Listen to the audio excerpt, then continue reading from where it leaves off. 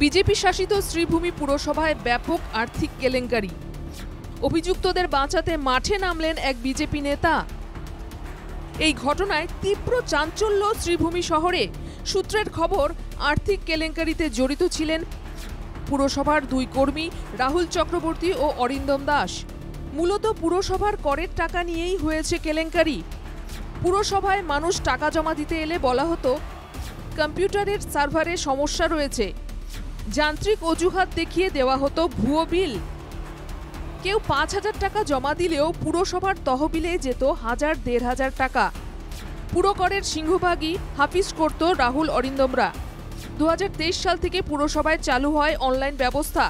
মনে করা হচ্ছে ২০২৩ সাল থেকেই শ্রীভূমি পুরসভায় চলছিল এই আর্থিক কেলেঙ্কারি। অবশেষে বিষয়টি টের পেয়ে শ্রীভূমি সদর থানায় মামলা দায়ের করেন পুরপতি রবিদেব। এনকেটিভি বাংলাকে রবীন্দ্রচন্দ্র দেব জানান, যেটা শুনেছেন তা সত্যি বটে। আর আমরা পৌরসভা তৎক্ষণাৎ শুনে আমরা একটা স্টেপ নিয়েছি, ওদের এগেইনস্টে আমি এফআইআর করেছি। কারণ আমাদের সরকারের উদ্দেশ্য আছে স্বচ্ছতা, আমাদের সেবা। জনসাধারণ টাকা নিয়ে কেউ ছিনিমিনি খেললে আমরা তাকে কখনো মাফ করব না। সেই সুবাদে আমি তৎক্ষণাৎ এফআইআর করে আইনের আশ্রয় নিয়ে নিয়েছি। শ্রীভূমি পুরসভার পুরপতি একজন বিজেপি নেতাও। তিনি ঘোষণা করেছেন শহরের প্রতিটি ওয়ার্ডে যাবে পুরসভার বিশেষ দল। কে কত টাকা জমা দিয়েছেন তা খতিয়ে দেখা হবে। তো জানারই আমরা এখন এনকোয়ারি টিম করে আমরা প্রত্যেকটা ওয়ার্ডে এনকোয়ারি টিম যাবে। যারা যারা ট্যাক্স দিয়ে গেছে আমরা এখান থেকে রসিদ বের করে ওদের হাতে তুলে দিচ্ছি। ওরা গিয়ে ডোর টু ডোর যাদের রসিদ পাবে তাদের কাছে গিয়ে ওই কাস্টমারের যে রসিদগুলো আছে সেটায় আর আমাদের অফিসের যে রসিদটা আছে সেটা মিলিয়ে দেখবে, হয়তো আরও বিসঙ্গতি বেরিয়ে আসতে পারে। পুরপতির এজাহারের ভিত্তিতে পুলিশ গ্রেপ্তার করে অভিযুক্ত অরিন্দম দাসকে।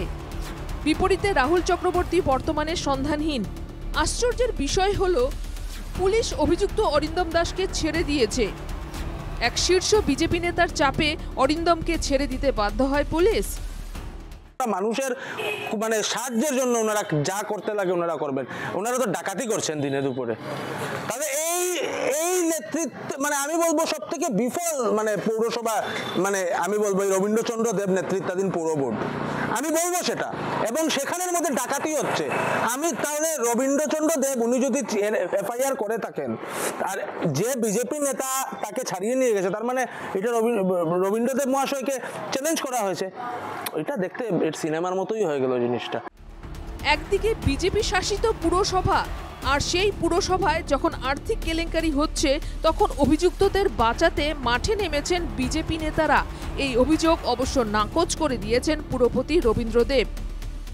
বিজেপি নেতা এই ধরনের স্টেপ নেবে যে ওকে ছাড়িয়ে দেওয়ার জন্য। কারণ বিজেপির মূল আদর্শই হচ্ছে যে স্বচ্ছ প্রশাসন, স্বচ্ছ পৌরসভা, সবগুলো এই স্বচ্ছতার মধ্যে। তার জন্য তো আমি এখানে বসে আমার স্টাফের উপর আমি এফআইআর করতে দ্বিধাবোধ করিনি। পুরপতি সাফাই দিয়েছেন ঠিকই, ওই বিজেপি নেতার নাম নিয়ে সারা শহরে চলছে জোর আলোচনা। অন্যদিকে রাহুল চক্রবর্তীর ছোট ভাইয়ের স্ত্রীও বিজেপির পুর কমিশনার। শ্রীভূমিতে স্বচ্ছ ভাবমূর্তির জন্য পরিচিত রবীন্দ্রবাবু, কিন্তু পুরসভার যা পরিস্থিতি তাতে লেজে গোবরে অবস্থা বিজেপির। এরকম প্রেক্ষাপটে পুরপতির উপর বাড়ল চাপ।